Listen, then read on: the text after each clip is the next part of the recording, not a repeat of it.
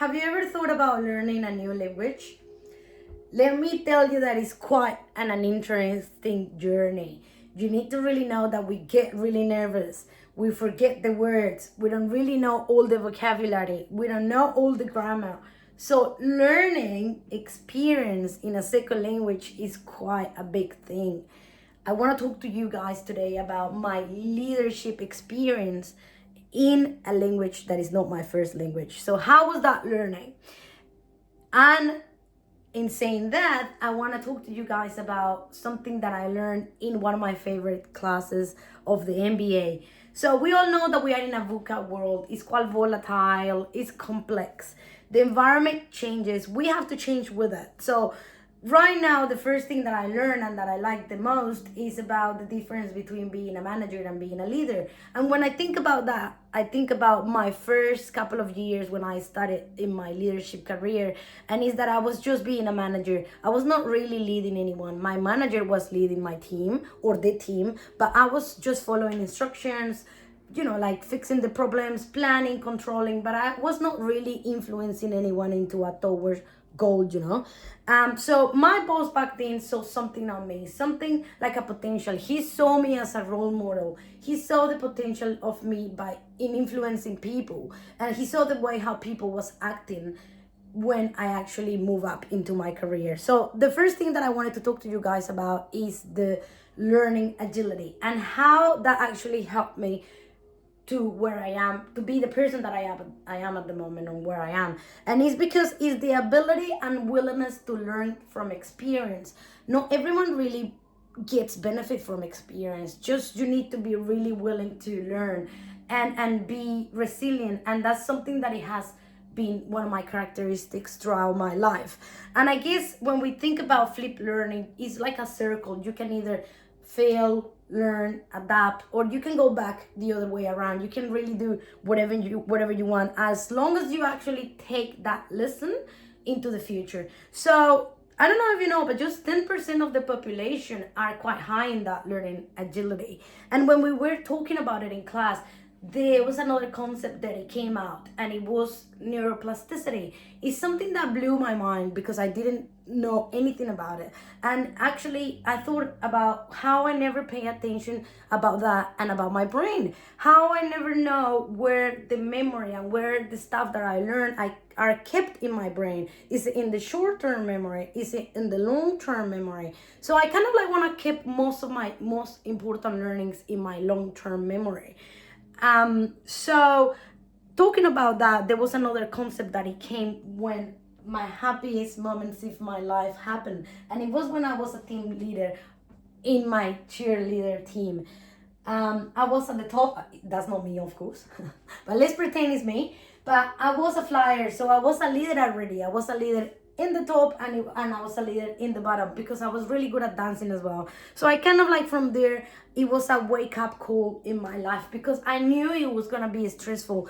I was kind of like going through criticism from my colleagues.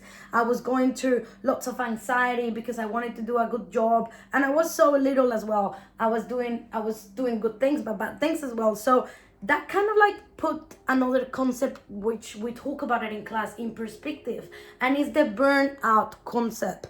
This actually came into my life back then and now.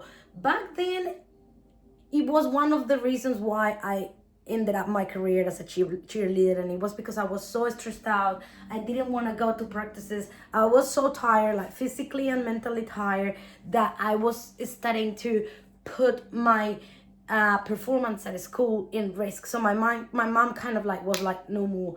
So when I look back, I don't really want that happen to me right now in my leadership career. I don't want the burnout, the red brain part of my brain control my behaviors, because I don't really want to let my visual cortex, which is the part that is in here, to lead my way and my decisions with a narrow vision. Like, I don't want to be that person. So I've kind of like started to play with a new rule, and is with the flourishing sandwich rule. And I want to do that in my personal life and also in my team. We learned that in class as well, and I really love it because I kind of like saw it as a rule in my life, the 3 to one rule, and is that I need to have and focus on positive emotions. For every one bad emotion or bad thing, I need to focus in 3 positive things that I can help or I can give to my team and also to myself. Because if I want to be a good leader, I need to start with me, with the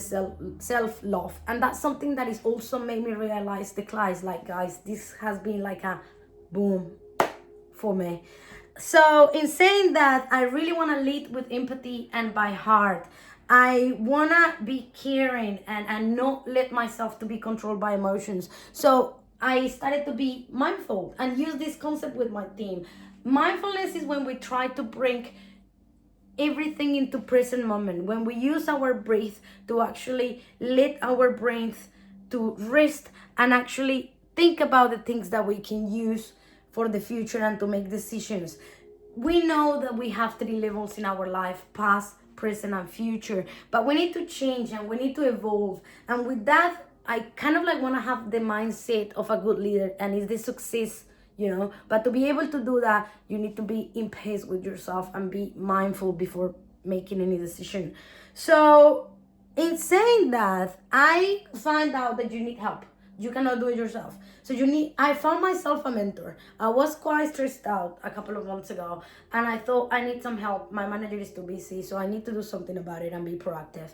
I kind of like stepped back and recalibrated a little bit and started to give me a little bit of self-love and found someone who could help me out in my journey, a role model. And I knew that all the best leaders in the world kept upskilling themselves, and so that's why I want to leave 3 things for future leaders. And the first thing is like, use your time efficiently, but first of all, put yourself first.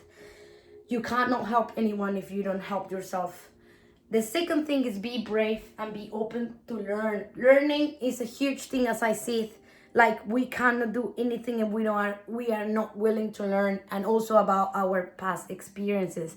And also the last thing is be mindful about the people that you are surrounded by. Your close circle has to be selected really carefully, because that is gonna influence the type of person and the leadership style that you get.